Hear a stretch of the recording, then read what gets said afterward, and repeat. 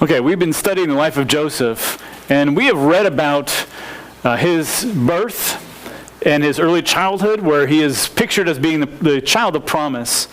And then we've looked at Joseph rising in power and then being unjustly treated in three different story arcs with three different houses. The first one being his own house, where he is given a position of authority, and his brothers, out of hatred and jealousy, lie about him and sell him into slavery.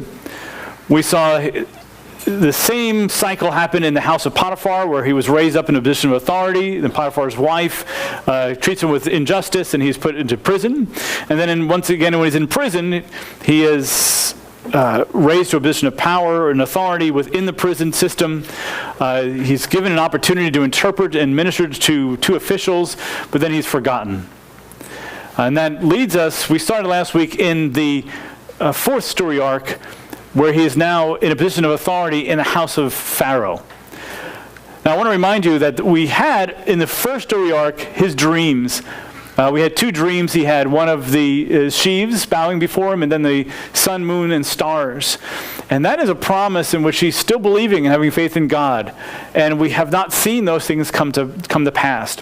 Now last week specifically, we read about Pharaoh's dream. We read about the lack of its interpretation among the scholars and wisdom of the Egyptians. And then we read how the cupbearer remembered Joseph. And then Joseph was brought into the presence of the king, and then Joseph interpreted it, which was part of the rise of Joseph. And the conclusion of that was that, in verse 39, so Pharaoh said to Joseph, "Since God has informed you of all of this, there's no one who so discerning and wise as you are." And remember, this is a 30-year-old, which is considered a youth, Hebrew slave who was imprisoned, standing before Pharaoh. This is only in God's doing. So you shall be over my house, and according to your command, all my people shall do homage. Only in the throne I will be greater than you. Pharaoh said to Joseph, "See, I have set you over all the land of Egypt." So in that portion of chapter 41, we saw that Pharaoh, who is Sesostris II, which is pictured over there, he gave Joseph the highest position of authority in Egypt, which was, in Egyptian, it was called Vizier. And that was in part one of the house of Pharaoh, which was the rise of Joseph. Now this week we're going to cover the house of Pharaoh part 2, the rule of Joseph, where we'll be finishing chapter 41 and then going into chapter 42. And specifically, we're going to look at today two spheres of the rule of Joseph.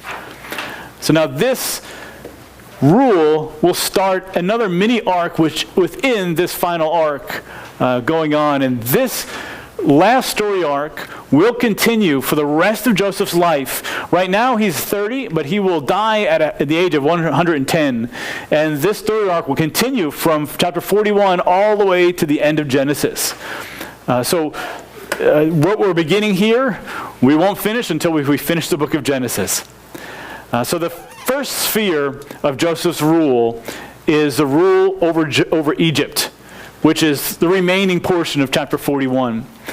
Now, remember in chapter 41 in Pharaoh's dream, Joseph, when he interpreted it, was revealing that there would be 7 years of plenty and then 7 years of famine. So this is broken up into two different stages according to Pharaoh's dream. So the first portion here that we're going to cover is the Lord blesses Joseph in the 7 years of plenty. And verses 46 or 49, we see the fruitfulness in crops. So let's start with 46. It says, "Now Joseph was 30 years old when he stood before Pharaoh, king of Egypt. And Joseph went out from the presence of Pharaoh and went through all the land of Egypt." At this time, the land of Egypt is basically this narrow strip of fertile ground all along the Nile, up and down. And he was 30, the text tells us, which means that he spent 13 years as a slave. But because we know he's 30 and he dies at 110, we know he will rule for 80 more years, bring about wisdom and God's protection and God's influence on that society. The text says that he was 30 years old and he stood before Pharaoh. Standing before Pharaoh is a figure of speech, meaning that he was now in Pharaoh's service. He served Pharaoh from the age of 30 onward. And it says that Joseph went out from the presence of Pharaoh and went through all the land of Egypt. And that's a repetition of the verse that happened just before, in 45, where it says, and Joseph went forth over the land of Egypt. And why would he do that? Why would he be going out over all the land of Egypt? Well, if you remember his interpretation, his recommendation based on God's revelation was that they should appoint overseers in every city so that they could collect a 20% tax, store the grain, and then protect the grain. So he's going through all of the land, setting up these overseers to get this done, to giving instructions. And then secondarily, he's just been released from prison. And he's been in prison for years. It'd be quite enjoyable to go see the country, to go visit all the places in Egypt.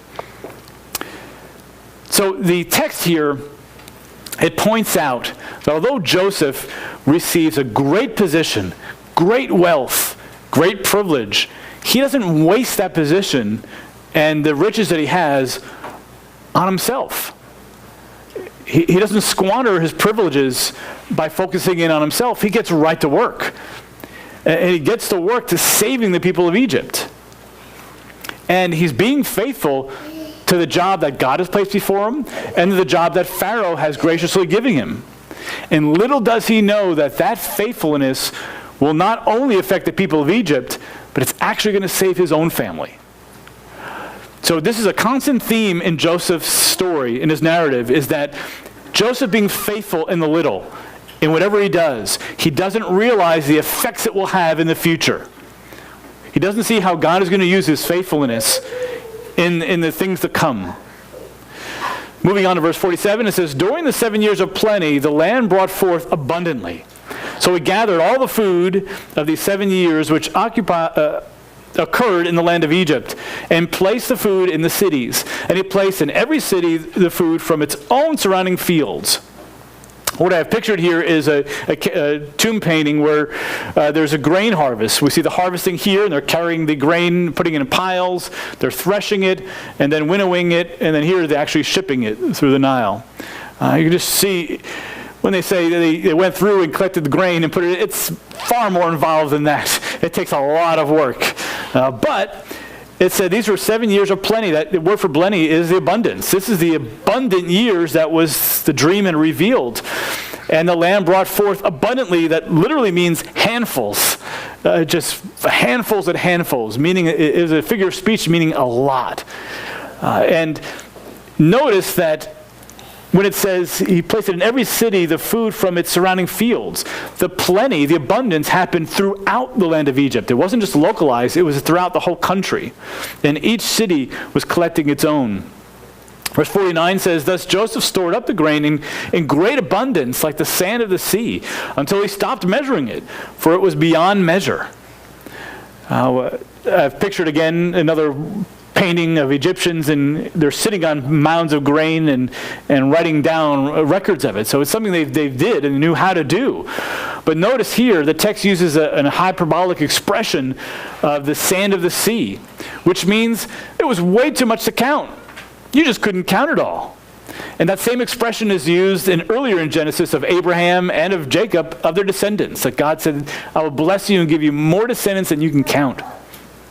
So here we see God has blessed the land so much that when they're taking 20% of the crop and putting it away from the harvest, that quickly became so much that they couldn't count it. They couldn't measure it.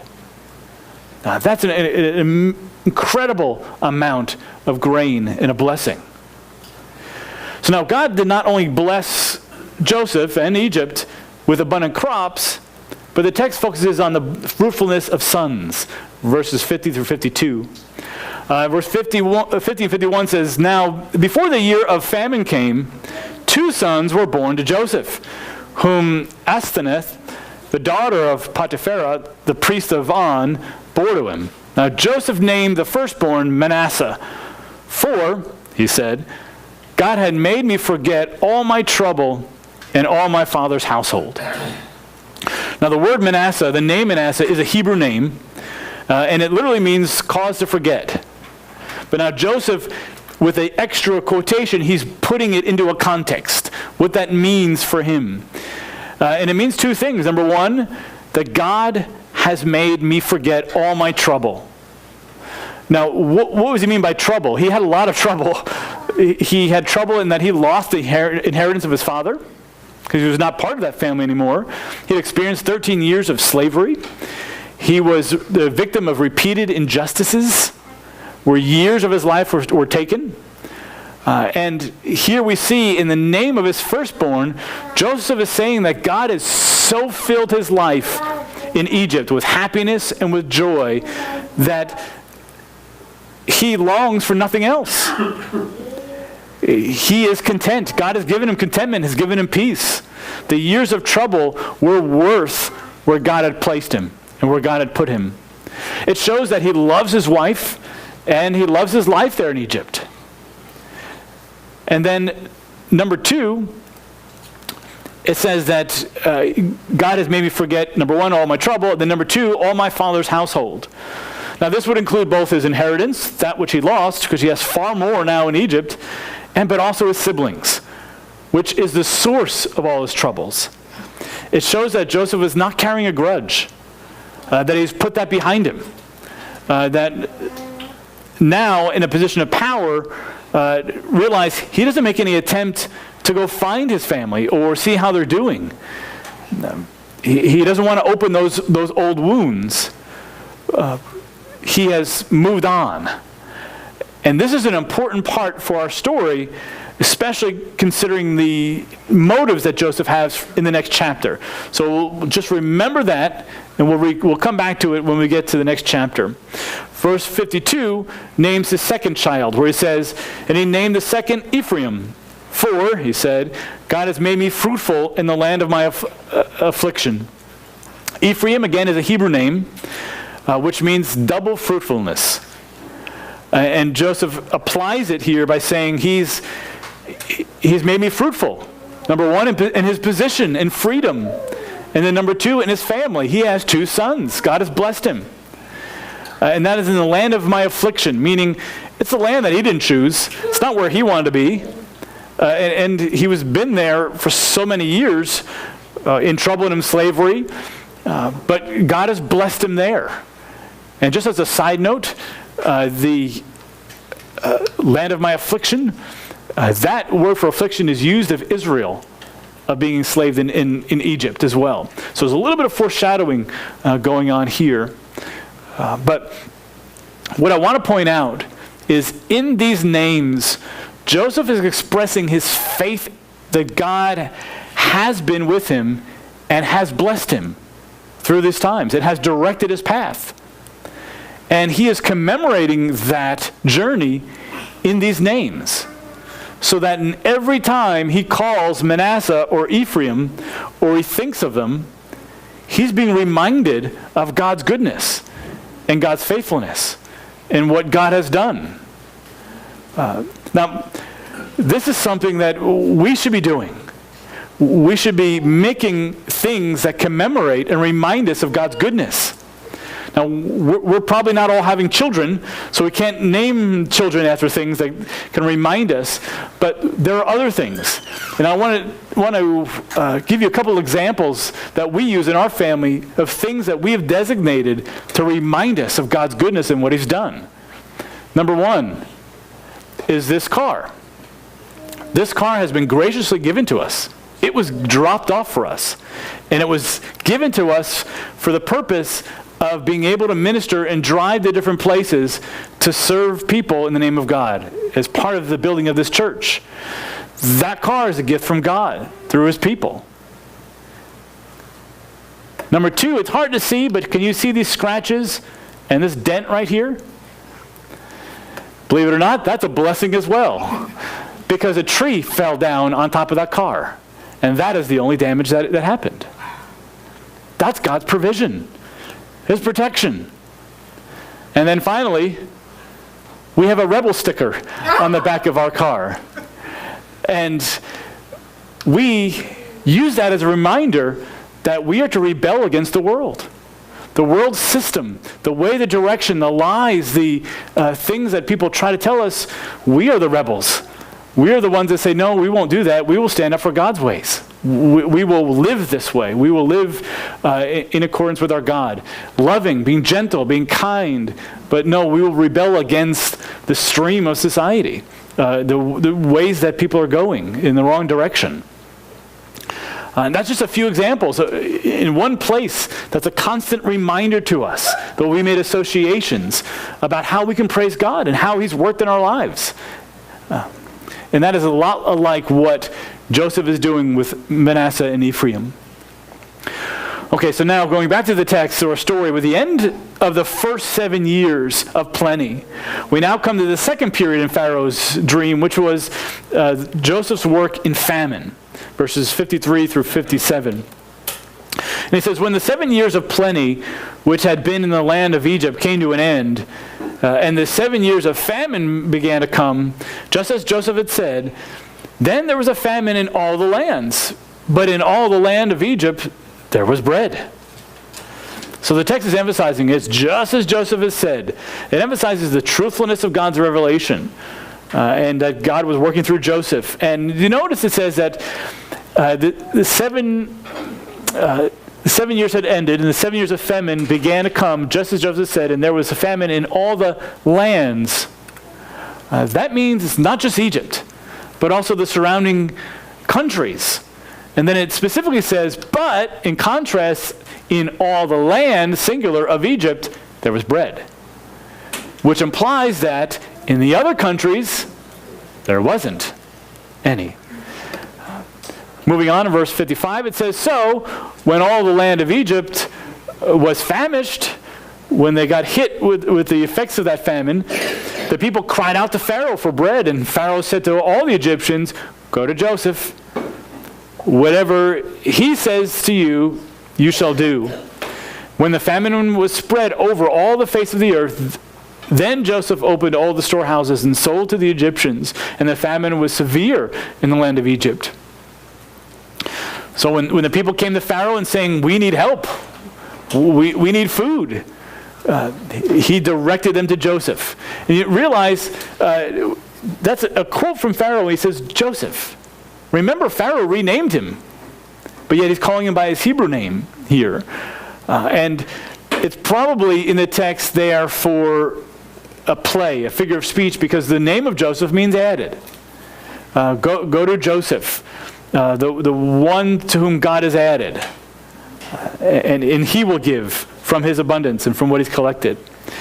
So it says that Joseph opened all the storehouses, which means that under his authority, he gave instructions to all the overseers on how to sell the grain and how much and at what cost and how much of the grain to sell. And through that, Joseph was feeding the nation. And the text tells us that famine was severe. And it emphasizes that without that grain reserve, they would be in real trouble. They would starve. Many people would starve, and possibly the nation itself would be in trouble. Now, in Egypt, they depended on the Nile to overflow for months out of the year, I think 3 months out of the year, to give them a good layer of silt and water in order to have a good harvest, good crops. And that, in turn, was dependent on the rain that came from that fed the Nile from the southern Sudan region in Africa. Now, it's recorded. We have 2 documents in ancient Egypt where there was severe famines in the land where people turned to cannibalism. It was that bad. So it could happen very easily. And the question is, what about outside of Egypt? Well, the text specifically says the people of all the earth came to Egypt to buy grain from Joseph because the famine was severe in all the earth. So the surrounding nations, specifically Palestine and Syria, also depended on rainfall. And so the timing here of both the rainfall in the Sudan and in that region to be scarce at the same time is rare, which points to God's involvement, God's direction. And they had to come and buy from Joseph. that as well means that either they're buying from his overseers throughout the cities, but more likely those overseers were feeding the people within those own cities. That Joseph himself was handling everyone that was outside. He was doing all exports out of the country. He was handling all that. The selling of the grain to other countries. And the first thing we need to ask, and where our minds should be led is, well, what about Canaan? What about Joseph's family that lives there? And the text is going to answer that with the very next verse. But before we get there, just to make a historical note, during the first year of the famine, Sesostris II died. And his son, Sesostris III, or Senuseret III, the same person, same pharaoh, he took over. And now realize, so these are some statues of him, and that's his pyramid there. Realize the biblical text is silent about him, about his death, or about the rise of this new pharaoh. Why? Because it's not important for the biblical story. The important people here are not the world leaders. They're the ones that God is directing. So, with the famine extended outside of Egypt, now we come to the second sphere of Joseph's rule, which is Joseph's rule over the house of Jacob. Verses 1 through 17 of chapter 42. In the first part of that, we see the famine in the house of Jacob. Starting in verse 1, it says, "Now Jacob saw that there was grain in Egypt. And Jacob said to his sons, 'Why are you staring at one another?' He said, 'Behold, I have heard that there is grain in Egypt. Go down there and buy some for us from that place so that we may live and not die.'" I love the way it communicates a father's interaction with his sons, his adult sons. And when the text says, "Now Jacob saw," it means that he understood. He came and he heard that there was grain in Egypt and that they were selling it. And he probably did that from people who were traveling through. And he says to his sons, "Why are you staring at one another?" The idea is, do something. Don't just sit there. Do something. It really shows that Jacob didn't think highly of his sons. And this is almost an insult to them. And realize that his sons at this time are in range of the age of 38 and 44. So these are not young men. These are mature, older adults. And it implies that they're not taking any action, any responsibility. They're not being proactive. They're not taking action to protect and provide for their family. It confirms to us that, yes, indeed, these guys are not great leaders. And Jacob was wise not to choose them as the heir. So now, although we know from an earlier narrative in chapter 38 that Judah has left, the family has moved out, they're probably all together at certain times of the year, certain occasions. And here they're together and they're speaking about the famine. And we see that Jacob is instructing them. It shows that he's still the patriarch and still in control and still makes decisions for the larger family as a whole. And notice at the end there he says, "so that we may live and not die." That famine is serious. This is a matter of life and death. Now we need to remember when, although Jacob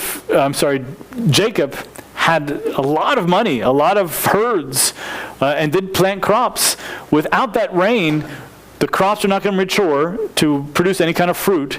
And then if there's a famine, that's going to affect the grasses. So his herds are going to starve as well. So this is a serious matter of life and death. The lack of rain means the lack of life. So moving on to verse 3, it says, "Then the 10 brothers of Joseph went down to buy grain from Egypt. But Jacob did not send Joseph's brother Benjamin with his brothers, for he said, 'I'm afraid that harm will befall him.' So the sons of Israel came to buy grain among those who were coming, for the famine was in the land of Canaan also." Notice the text, the first line, it says, "the brothers of Joseph," and then when it describes Benjamin, it says, "Joseph's brother Benjamin." Who's the main character in this scene? Isn't it Jacob? No, it's emphasizing Joseph still. It's keeping that focus on Joseph and on that generation of sons. And we see Jacob keeping back Benjamin, the other son of Rachel. And he says, I'm afraid that harm will befall him. Now, the word for harm is very rare, and it connotes that Benjamin's life is precious. And he's afraid that something will happen to that life. He's afraid that something might happen. Now, mind you, Benjamin is not a small boy. He's somewhere in the neighborhood of 21, 22, 23, 24, 25, somewhere in that range. We don't know the exact date of his birth, but he's somewhere in his early 20s. So he's not a child that can't take care of himself. And yet his father is still treating him that way. It shows again that his father is giving him favoritism because he's the son of Rachel. Just like he gave Joseph favoritism. So Benjamin has now become the apple of his eye, the chosen son. And it has to make us ask the question, is that they're the same jealousy and hatred from the other brothers of Benjamin? So obviously here, he's making a distinction. You guys can go down. I don't care what happens to you, but I'm keeping Benjamin here because something might happen to him. There's a clear distinction of favoritism. And the 10 sons are going down among those who are coming. It shows that there are multiple people in groups traveling to Egypt, buying grain. Okay, so here, basically the introduction. And then in these opening verses, it is emphasized and showing us a contrast. A contrast between the fruitfulness in Egypt and specifically under Joseph's control and influencing by Joseph's influence and God's blessing on Joseph. But then we see a contrast between the famine, not only of food in that house, but also of wisdom and godly character. We see the effects. Remember, with a famine in Jacob's household, his herds, which is considered his wealth, will diminish greatly. So there's a contrast here. And what it's emphasizing again is Joseph's faithfulness. God is blessing him because of his faithfulness. And God had so arranged these events in these two countries so that what happens next will happen, which is the house of Jacob is now before Joseph. Now, although Joseph has forgotten his painful past, he's moved on, God is about to remind him. God is not going to let him forget it. He's going to give him that opportunity to deal with it. He's going to give that opportunity for Joseph, allowing him again to show, number one, his faithfulness to God and how he responds. Number two, he's allowing Joseph to exhibit forgiveness and bring reconciliation. Number three, he's allowing Joseph to have greater internal peace in his own soul, in his own spirit, by reconciling with his brothers and his family. And number four, he's allowing Joseph to be a witness in his time to everyone around him. But then also, he's being a witness which is recorded for us in Scripture. So he's being a witness for all of time. And then number five, he's allowing Joseph to save his family. Literally save his family. So let's start with verse 6. It says, Now Joseph was the ruler over the land, and he was the one who sold to all the people of the land. And Joseph's brothers came and bowed down to him with their faces to the ground. The first line is extremely important. It describes Joseph as the ruler of the land. Now, we've heard all that before. Why is it important? It reintroduces Joseph, and that's the way they introduce him, because in this situation, Joseph has all the authority. He has the upper hand. What will he do with it? That's the question. In the upcoming situation, Joseph holds all the cards. This verse is also a key verse in Joseph's story because it fulfills Joseph's first dream. These 10 brothers are bowing before him. Do you remember his first dream was of the sheaves of grain? The dream is very specific because in 37 it says, For behold, we, when Joseph was talking, he was saying himself and his 10 brothers who were in the field, are binding sheaves in the field, and lo, my sheaves rose up and also stood erect, and behold, your sheaves, he's talking to this 10, gathered around and bowed down to me, to my sheaf. So here, in this context, do we have all the brothers? No, we only have 10. And what's the context? It's grain. So the dream is giving these details that are being exactly fulfilled in this scene. Now, the second dream is being partially fulfilled, right? Because at least 10 of those stars are bowing, but not the 11th star and not the sun and the moon. We need to wait for those. Those are not yet. They're still coming. Moving on in verse, and by the way, the word here in Hebrew for bow down is the same. It's making that verbal link to confirming that this dream is being fulfilled.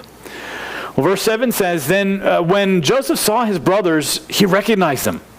But he disguised himself to them and spoke to them harshly.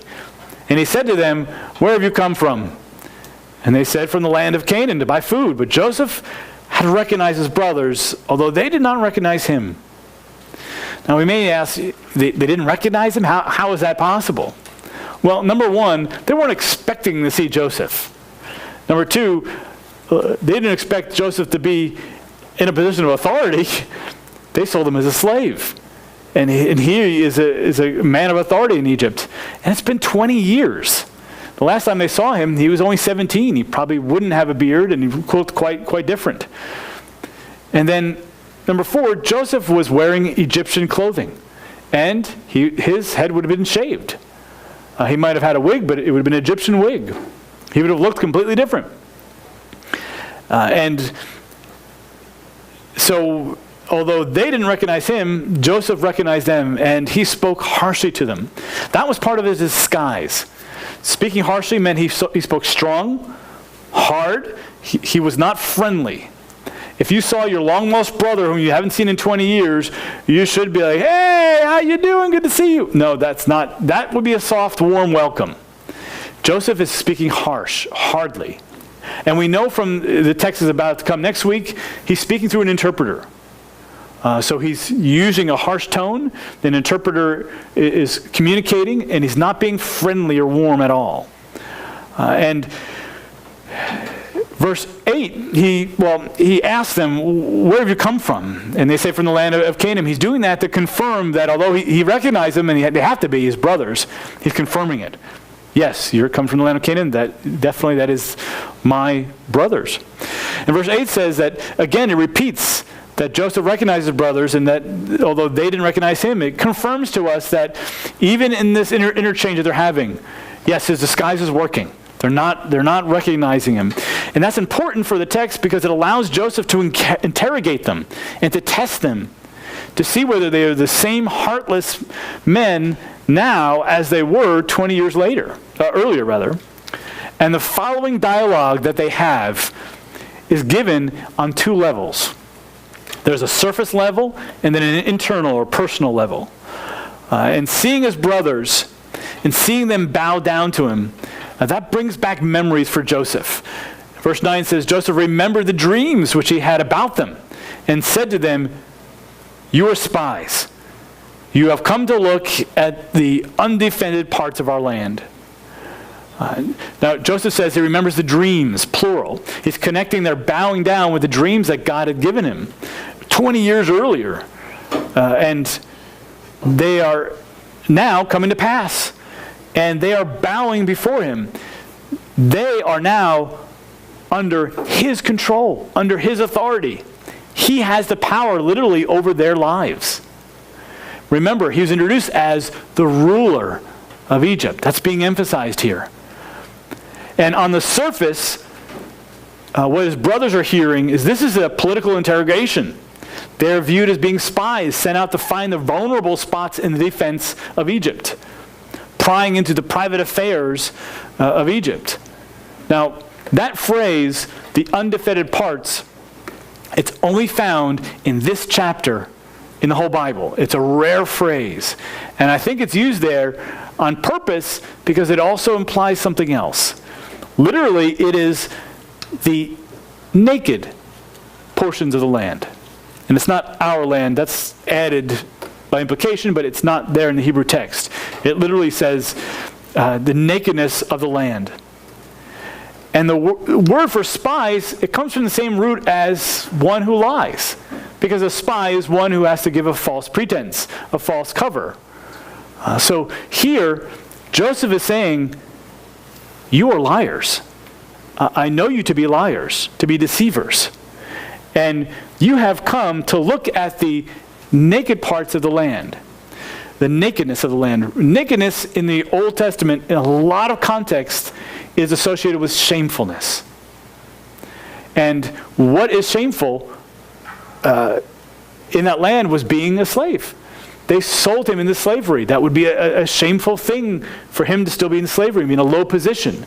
So Joseph here, he's saying one thing that they would understand one way, but he's communicating what he knows to be true, is that they have lied in the past, they have been deceivers, and they've now come to see what has happened to their brother, the shamefulness of their brother, to find him and see where he is being a slave, his shameful position in the land, find out whatever happened to him.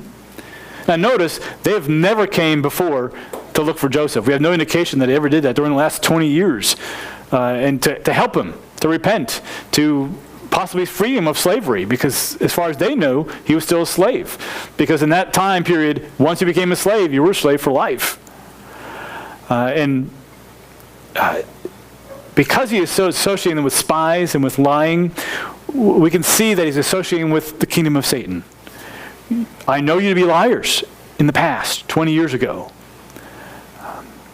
So while Joseph is saying this, it's really important when he's trying to have a cover here that he speaks truth in his own mind. That helps him to sell it and it helps him to be more believable. So the narrative goes on and says, then he said to them, they said to him, "No, my lord, but your servants have come to buy food. We are all sons of one man. We are honest men. Your servants are not spies." Yet he said to them, "No, you have come to look at the undefended parts of our land." But they said, "Your servants are 12 brothers in all, and sons of one man in the land of Canaan. And behold, the youngest is with our father today, and one is no longer alive." Look what they say. They say, all are sons of one man. What they're trying to say by that, he's accusing them to be spies. And they're saying, look, no, we're not. We're not individual men as part of a greater group that's a threat. We are all that there is to our clan. This is it. We're 12, so we're really no threat to you. So they're trying to explain to them their situation so that they're not a threat. But notice how they're speaking more truth than they realize when they say, "We are all sons of one man," because truly they and Joseph are all sons of one man. The narrative gives these little hints that you, the reader, and Joseph knows.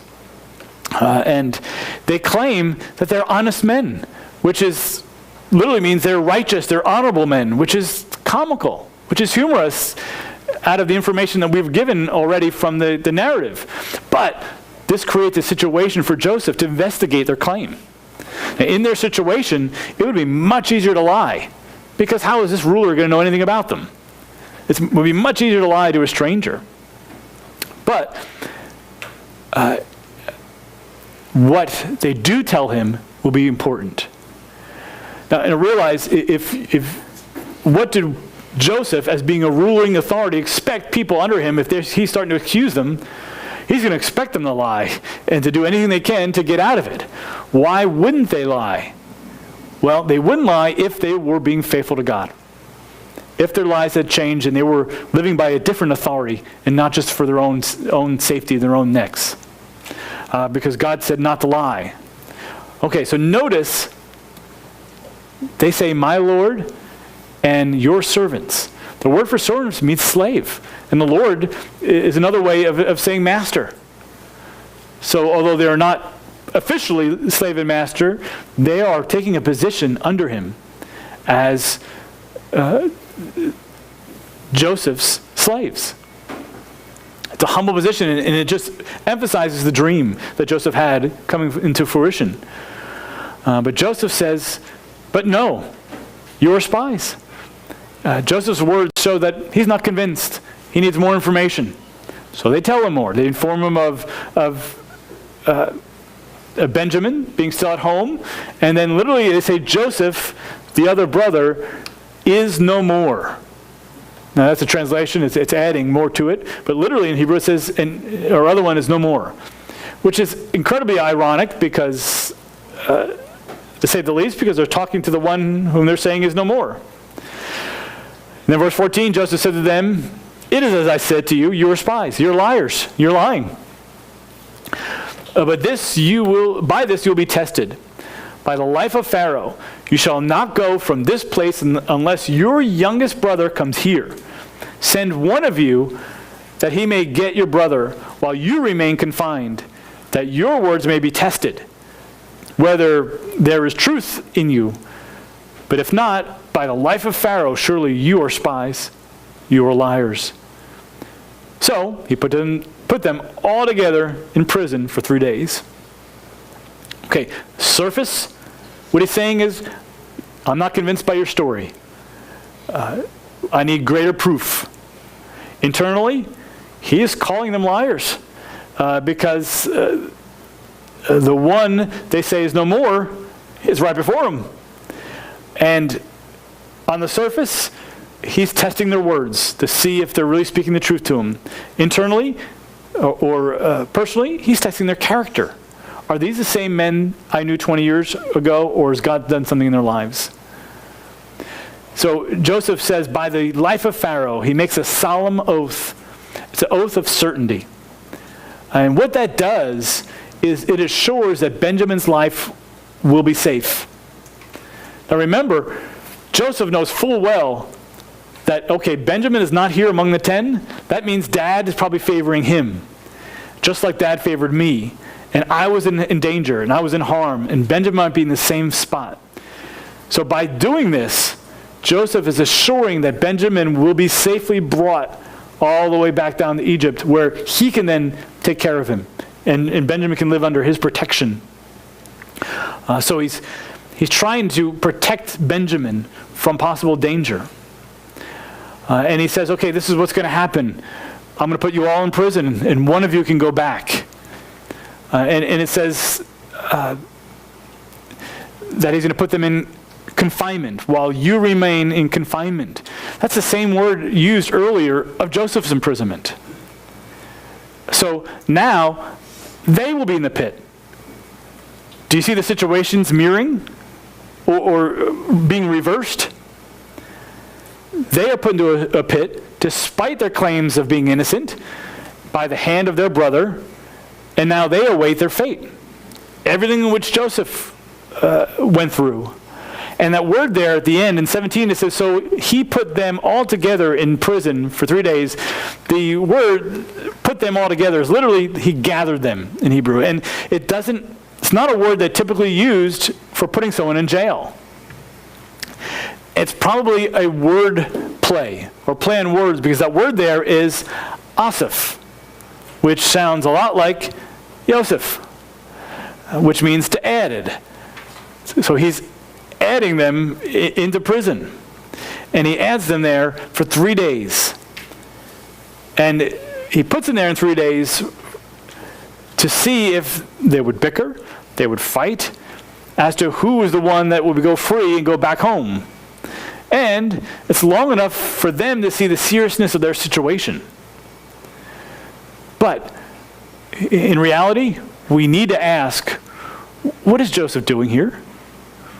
What is he doing? Why is he making these decisions? Now, since we've learned that in Manasseh's name that Joseph has already moved on, but now here they are. They're forced on him. There must be a flood of emotions, of confusion, of painful memories coming back. Things that he thought he'd never have to deal with, because this is an unexpected visit. So the question is, what will he do now that he has the upper hand, that he rules Egypt, that their fate rests in his hands? Now, I'm sure he's had dreams and thoughts of this very situation in times past, long ago, but the question is, after 20 years and what God has done for him, the graciousness that God has given him, what is Joseph doing? It's my interpretation that here Joseph doesn't know what he's doing. He doesn't know what to do. And we see in his actions a fourfold purpose.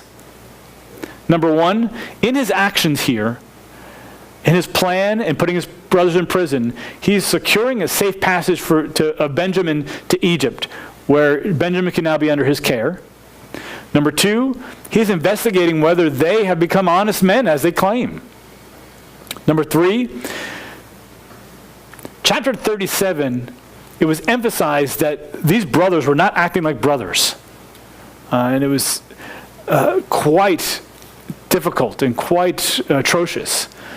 So here, he's investigating, are they the same men?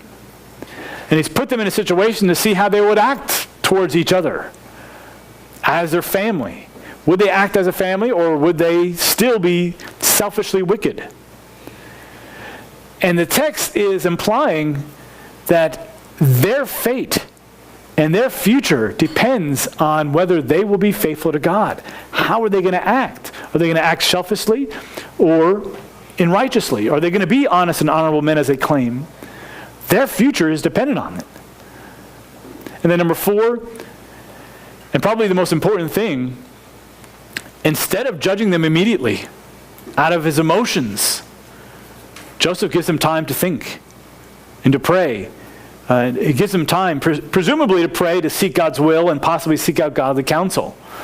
And in this, not responding and judging immediately, not taking revenge immediately, we see the wisdom of Joseph. And we see that is what a faithful man of God does. The complexities of life, when he's hit by them, when unexpected things, even heroes of the faith don't always know what to do. And he's giving time. And the reason I'm saying this, the reason I know this, is because after 3 days' time, he changes his plan. Because he's had enough time to think about it and to pray about it. Okay, so let's move to applications. Number one, Joseph did not squander the great privilege and position given to him, but he worked hard to save lives. His present faithfulness and integrity would even save the lives of his own family. Number two, in the names of his children, we see Joseph interpreting his life's events in light of God's sovereign hand. Their names become a constant reminder of God that will bring thoughts of praise in their every mention and thought. Let us discipline ourselves to see God's hand in our lives and to commemorate his blessings, so our lives are filled with praise and gratefulness. Number three, Joseph was confronted with painful memories of the past. He is in a position to exact revenge or bring life and reconciliation.